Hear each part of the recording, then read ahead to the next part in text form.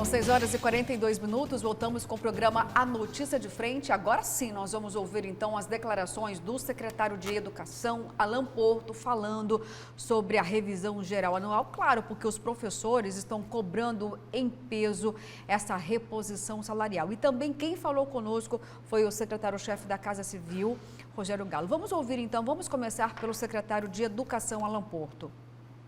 Bom, o governo do estado de Mato Grosso está cumprindo a lei, né? Hoje nós temos o salário para o nosso professor de R$ 4.700 para 30 horas. Lembrando que o professor, o ano passado, ele recebia R$ 4.434. Com a RGA de 7% que foi pago esse ano, o salário chega a quase R$ 4.800. Então o governo do estado de Mato Grosso vem cumprindo sim o pagamento da RGA. Na verdade, se vocês forem observar o que o TCE decidiu em 2018, naquele acórdão que agora é objeto desse decreto legislativo, a discussão ali é sobre ter-se, em 2017, aprovado uma lei, né, prevendo qual seria a RGA de 2018 e, na verdade, o RGA, a inflação deu menor do que foi projetada, né?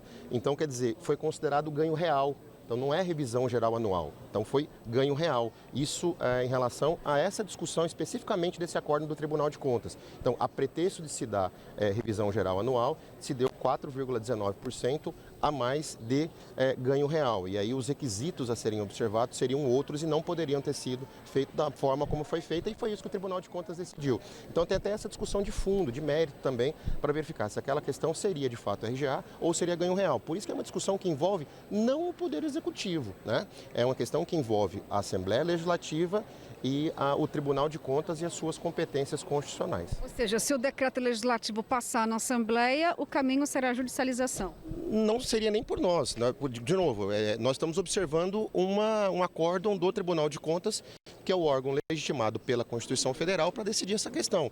Do nosso lado aqui nós estamos aguardando o desfecho, né, dessa, que eu diria até de um conflito de competência e de instituições que têm assento na Constituição, o Poder Legislativo e, no caso, a Assembleia Legislativa. No nosso caso aqui, o Executivo, nós temos um plano de voo. O nosso plano de voo foi recuperar o Estado. Ficamos aí 2 anos e meio sem conceder a revisão geral anual porque a lei não permitia. Foi então destravado aí a questão tanto do índice de gasto com pessoal, como também em relação à lei da pandemia, a lei federal que impedia a concessão de qualquer benefício, inclusive do RGA. Quando terminou em 31 de dezembro de 2021, essas restrições todas, pela recuperação que o governo Mauro fez das contas públicas, nós concedemos. Foi o primeiro estado a conceder RGA, foi Mato Grosso. Em janeiro desse ano foi concedido 7%.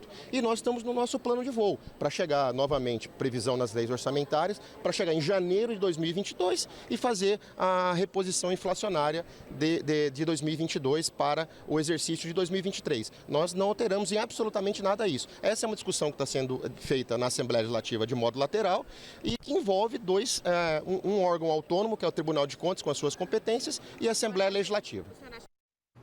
Olha só, não é surpreendente não os posicionamentos dos dois gestores. Vamos lembrar que eles são servidores do Estado nomeados pelo governador Mauro Mendes, e é o próprio governador Mauro Mendes que não está com boa vontade de garantir aí esta reposição do ano de 2018. Vou reiterar que quando esse pacote aí de congelamento foi aprovado na Assembleia Legislativa, o Estado de Mato Grosso tinha uma outra realidade econômica. De fato, nós estávamos saindo de uma crise, a saída do ex-governador Pedro Tax, mais de 20 mil empresas estavam no vermelho porque o governo não sequer fazia o pagamento, viu, Paulo? Não honravam os contratos, o governador Mauro Mendes precisou sim colocar as contas do governo em dia. De outro lado, o Fórum Sindical pedindo naquela época, professor, o reajuste. Houve um entendimento que seria realmente uma justiça social para que o Estado pudesse encontrar tempo hábil para colocar as contas em dia.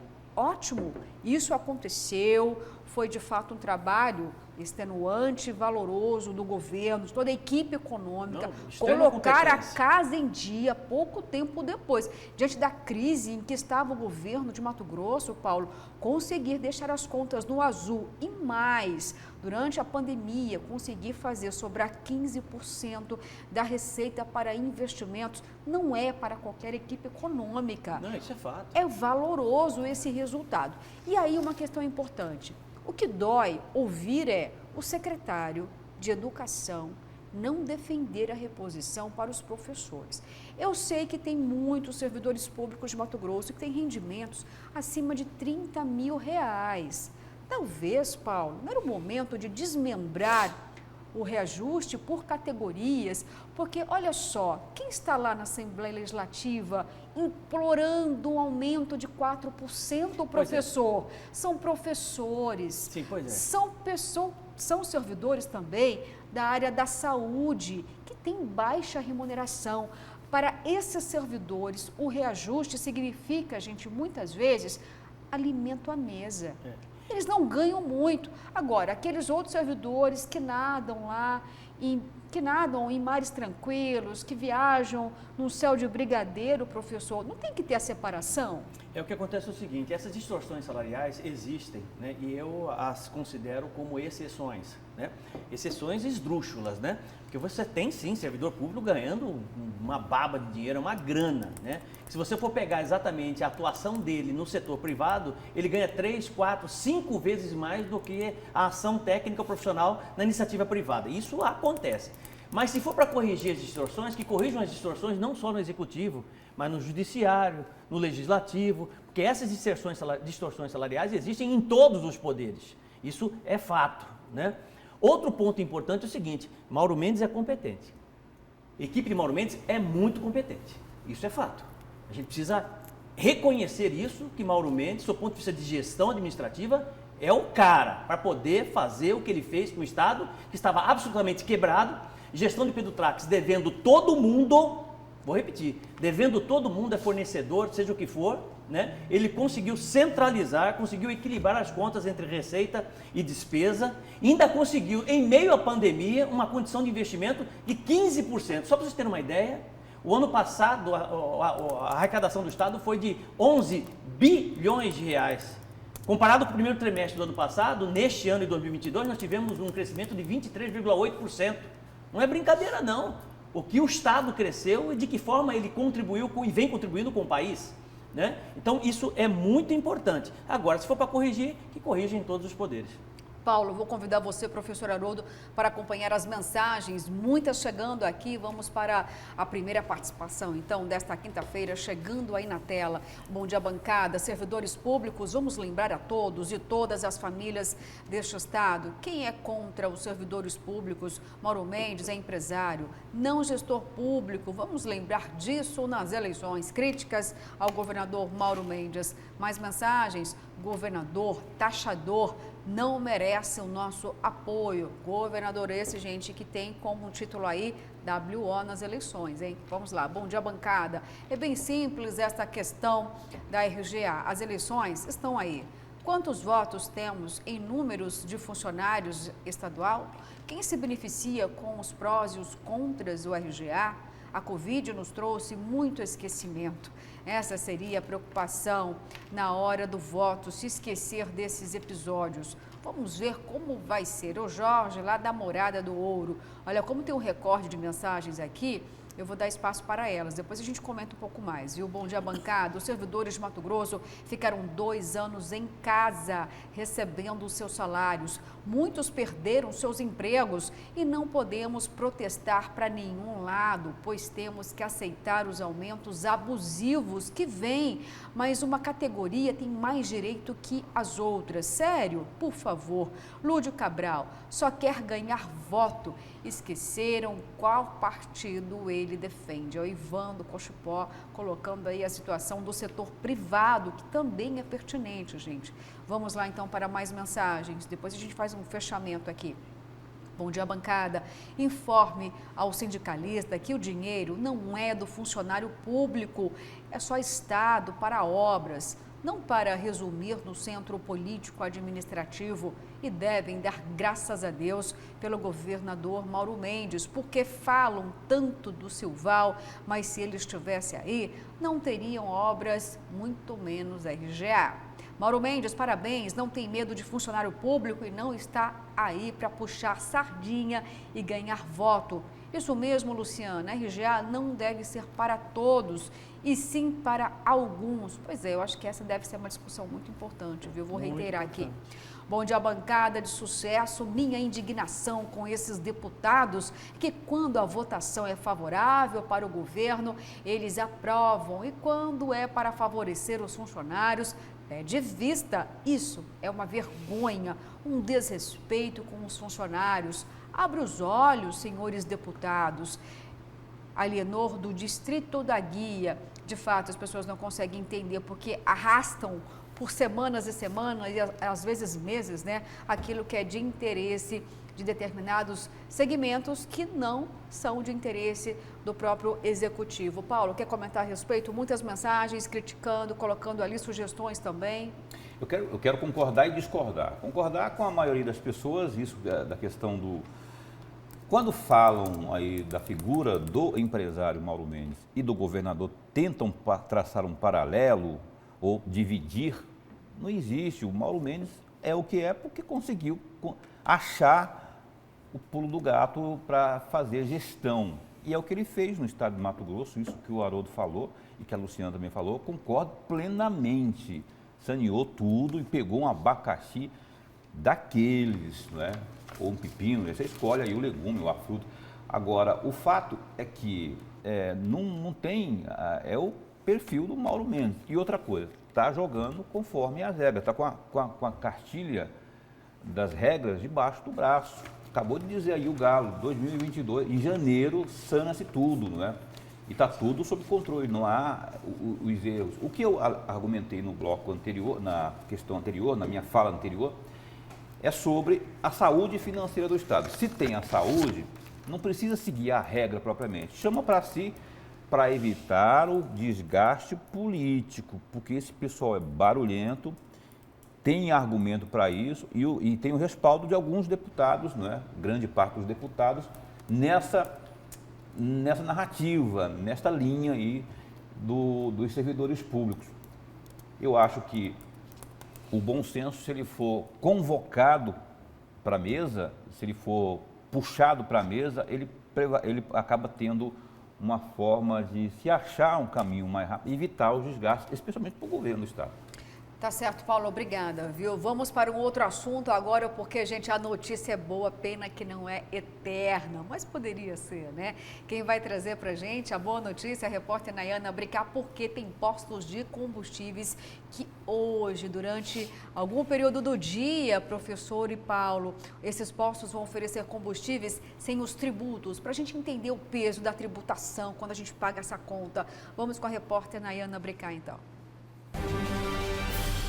A expectativa é grande para o Dia Livre de Impostos. Aqui em Mato Grosso, diversos municípios vão aderir a esse movimento nacional. E o varejo vai ter muitos produtos com o preço bem reduzido, já que estarão livres dos impostos. O Daniel Matos, ele é o coordenador da CDL Jovem, a Câmara de Dirigentes Lojistas aqui de Cuiabá. É um movimento muito importante que o nosso estado resolveu aderir. Queria que você falasse um pouquinho dos produtos que o pessoal vai poder encontrar no varejo aí sem impostos, praticamente metade do preço, né, Daniel? O Dia Livre de Impostos é um programa da CNDL Brasil, onde as CDLs elas aderem, e o grande objetivo é a gente mostrar para a população o quanto a gente paga de carga tributária, né? Que é algo extremamente abusivo. Então a gente precisa aí, conscientizar a população, e essa é uma iniciativa nesse ponto, em que a gente separa ali o valor do imposto e o valor do produto, e a gente tem esse benefício para o consumidor nesta data, mas é muito mais um papel de conscientização da população desse ponto. Como é que a população vai poder identificar essas lojas participantes? Todas as lojas participantes vão estar com cartaz na frente da loja, e lá mostra que a loja é participante, e esta loja ela vai escolher alguns itens para fazer parte da campanha, e este item escolhido vai estar isento de imposto. E tem a grande expectativa também em relação aos combustíveis, né? Muitas pessoas perguntando se vai ter combustível vendido aí também livre de imposto. Sim, foi uma parceria que a gente conseguiu com o Sindipetróleo, na figura ali do Nelson Soares, onde a gente conseguiu 5 postos com 1.000 litros sendo disponíveis em cada um deles. Então vai ter uma regrinha onde cada pessoa vai poder abastecer no máximo 20 litros, para que a gente consiga estender isso para mais pessoas, né? E a ideia também é mostrar o quanto esse impacto existe no combustível, né? Então a gente sai aí hoje a gente está pagando algo em torno de R$7 e pouco no litro da gasolina e a gente vai pagar aí R$4,35. Então é uma diferença bastante grande. Isso somente para a gasolina. Vai ter um horário de atendimento nos postos, até porque a gente acredita que vai ter fila ali, muita gente querendo aproveitar. A expectativa é essa, a gente organizou aí para que aconteça a partir das 11 horas da manhã até as 15 horas. E sim, vai ter essa regrinha dos 20 litros para que a gente consiga dar oportunidade para todos. Somente a gasolina, então? Somente gasolina e nesses 5 postos credenciados. E em relação ao varejo, as lojas do centro, os shoppings também vão aderir? Sim, conseguimos o apoio de todos os shoppings da capital e os lojistas que estiverem participando vão estar com esse cartaz ali na vitrine e é só perguntar quais são os itens que fazem parte da campanha que você vai poder ser agraciado com este dia aí sem imposto. Dá para a gente dar um exemplo, Daniel, de diferença aí de preço, por exemplo, um item, um cosmético, quanto que ele vai custar livre de imposto?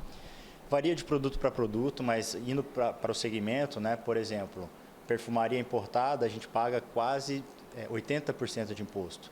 Maquiagem, a gente paga quase 60% de imposto. Então, nesse dia, a gente vai ter a oportunidade de comprar esses produtos sem essa carga tributária e mostrar para a população que a gente pode fazer, sim, um Brasil diferente, menos burocrático, só que a gente precisa se indignar com as coisas que estão erradas. E essa é uma iniciativa para ajudar a conscientização. Olha só, gente, que notícia boa, né? Mas tudo aquilo que é muito bom dura muito pouco, pelo menos essa é uma das regras, né? Bom, agora vamos então com o repórter, o José Porto, ao vivo, porque o Porto vai dizer pra gente aqui se tem movimentação ou não, já filas em postos, onde acontece esse dia aí sem tributação para abastecer com gasolina. Conta tudo pra gente, Porto. Pois é, Luciana, uma expectativa muito grande. Nós estamos aqui nesse posto que fica na Avenida Historiador Rubens de Mendonça, aqui, né, já no cruzamento com a Mato Grosso. E desde muito cedo o pessoal está chegando e perguntando sobre essa campanha. Na realidade, só esclarecendo, é um protesto que está sendo feito aí por empresários do setor, né, filiados ao Sindipetróleo. E o que acontece? Esse veículo, por exemplo, acabou de parar. O senhor está perguntando ali sobre a campanha, mas o abastecimento só começa às 11h30 da manhã, porque existe uma série de regras, né, para participar dessa campanha. E eu conversei com um gerente de posto também, ele disse que desde ontem o pessoal já vinha tentando, inclusive, deixar veículos estacionados em pátios de postos. E não é uma campanha, não é uma promoção, na verdade é um protesto que está sendo feito por empresários do setor para mostrar para a sociedade e chamar a atenção das autoridades políticas, né, o quanto pesa a carga tributária no preço, né, do litro da gasolina, né? E nesse posto aqui, por exemplo, a gasolina comum está em R$ 6,99 e vai ser comercializado a gasolina nesse protesto a R$ 4,35, só para ter uma ideia, né? Ou seja, é um impacto muito grande aí que passa de 30%. Agora, o que acontece? Os consumidores precisam ficar atentos porque é uma quantidade pequena de combustível por posto que participa dessa campanha. São 1.000 litros de combustível por cada posto e cada cliente, durante, né, o abastecimento desses 1.000 litros, vão poder colocar 20 litros só no tanque. Não vai conseguir encher o tanque, somente 20 litros. Ele faz esse abastecimento, paga e já está liberado. Nesse posto aqui, o protesto, segundo o gerente, deve durar aí no máximo 1 hora. Eles estão trabalhando para agilizar isso, mas aquela bomba ali atrás de nós, ela já foi eleita para ser a bomba dessa campanha, onde os veículos farão a entrada no posto, tanto veículos de passeio, como motocicletas, né, poderão fazer o abastecimento, mas ninguém pode trazer galão, reservatório, porque é um protesto, não é uma promoção.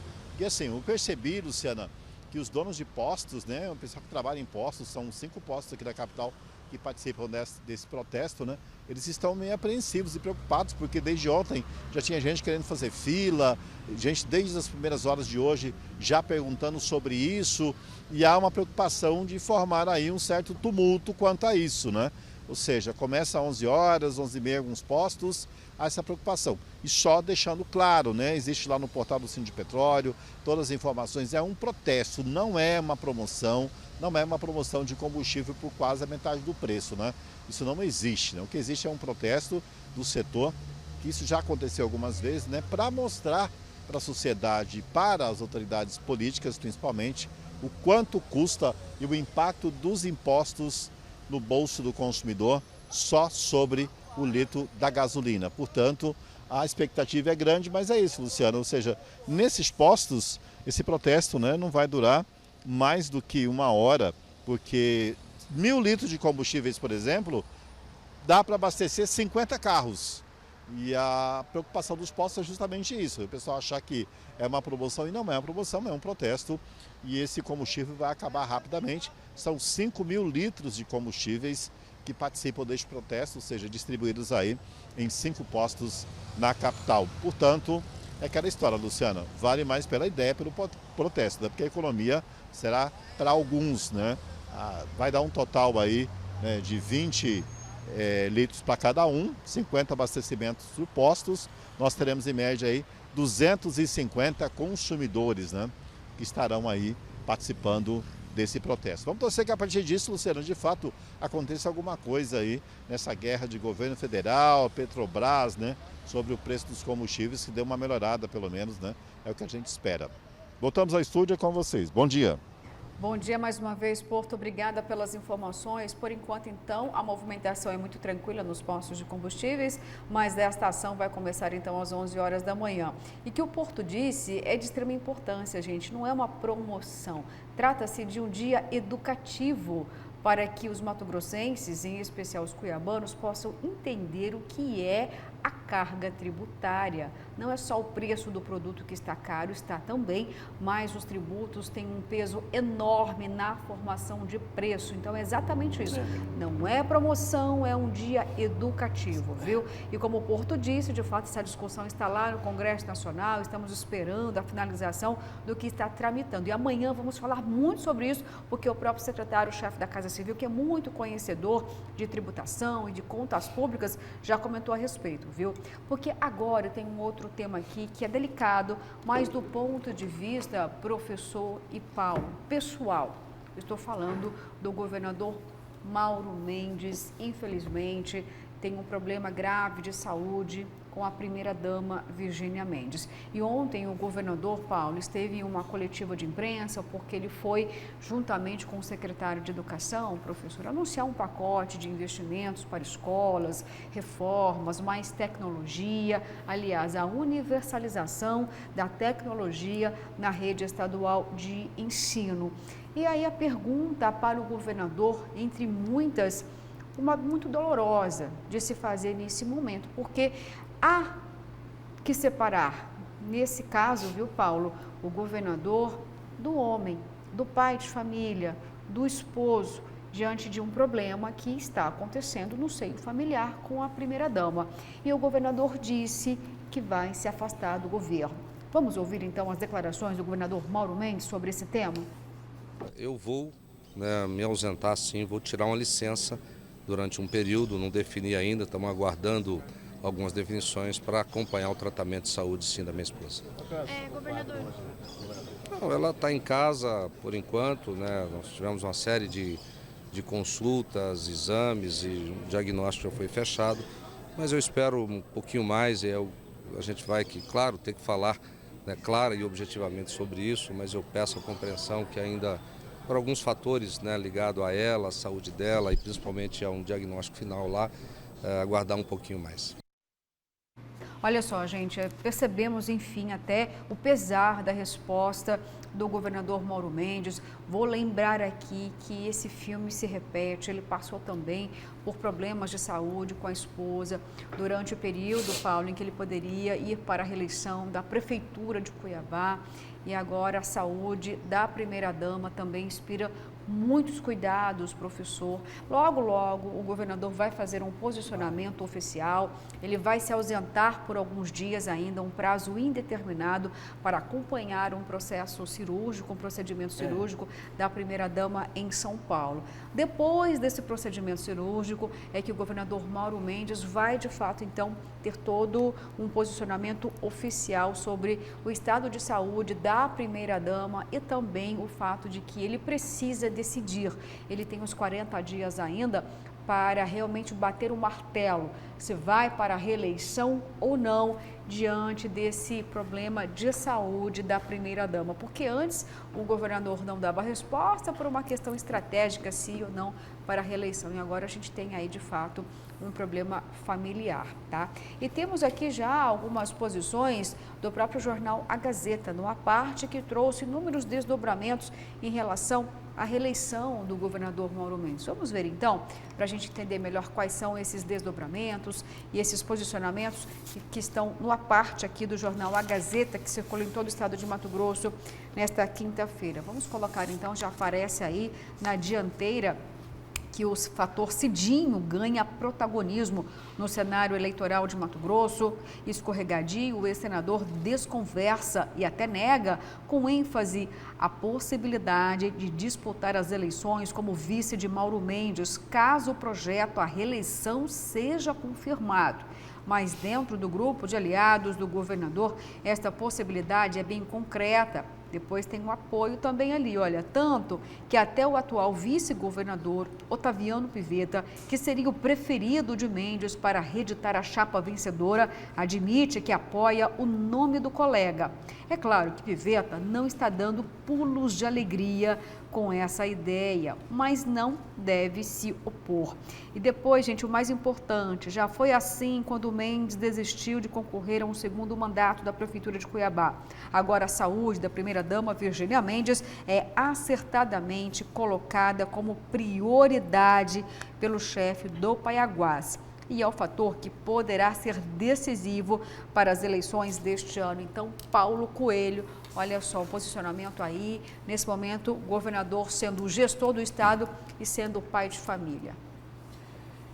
Então, vamos separar, né, o gestor, eu queria separar, eu faço questão de separar aqui, porque o que o Mauro Mendes faz, né, eu não estou dizendo que fez, o que ele tem feito ao longo da vida demonstra o caráter dele e a preocupação dele com o fator família. Eu não tenho a menor dúvida que esse é o principal critério para ele, de vida, não é?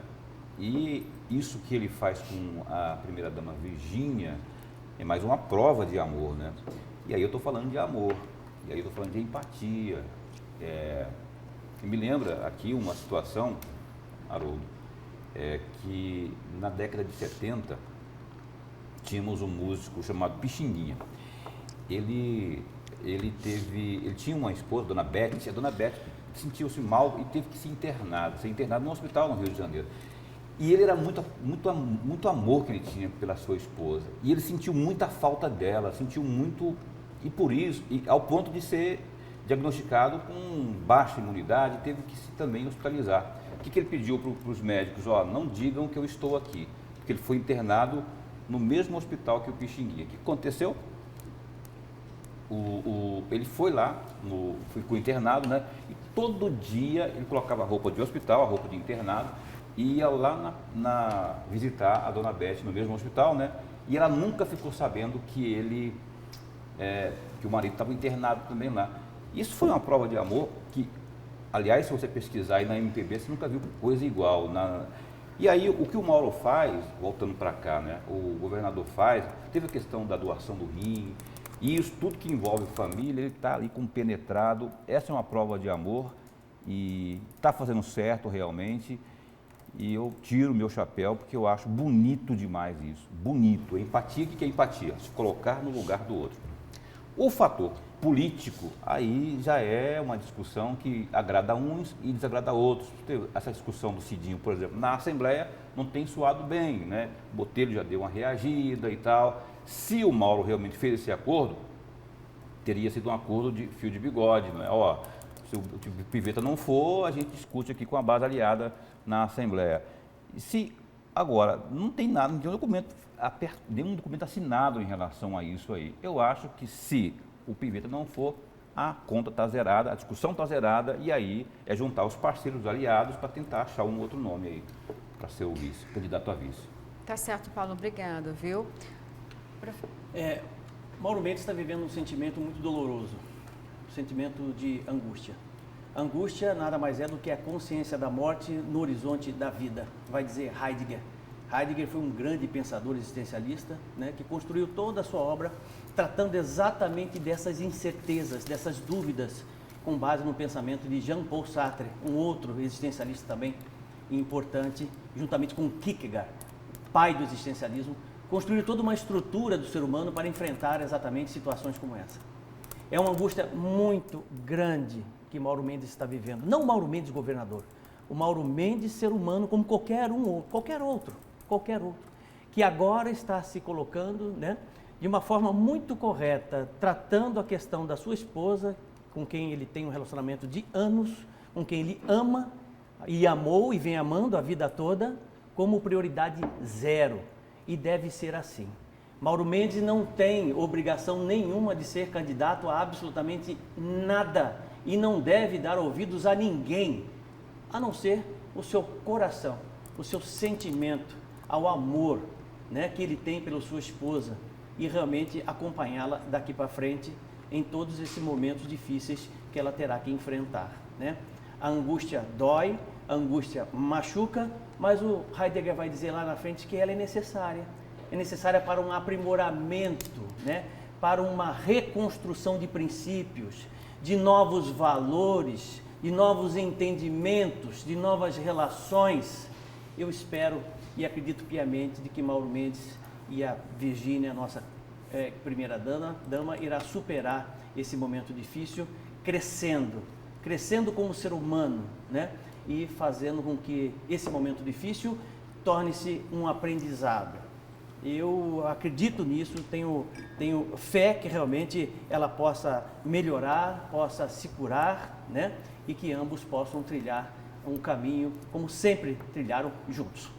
Amém, professor. Vou reiterar aqui as suas palavras. Obrigada por elas. Bom, gente, o tempo avançou muito aqui, 7 horas e 14 minutos. Eu vou para um rápido intervalo, mas voltamos em instantes. Eu fico aqui esperando por você, com esse céu lá fora. Olha, se quanta neblina, tá fresquinho, hein? Voltamos já já.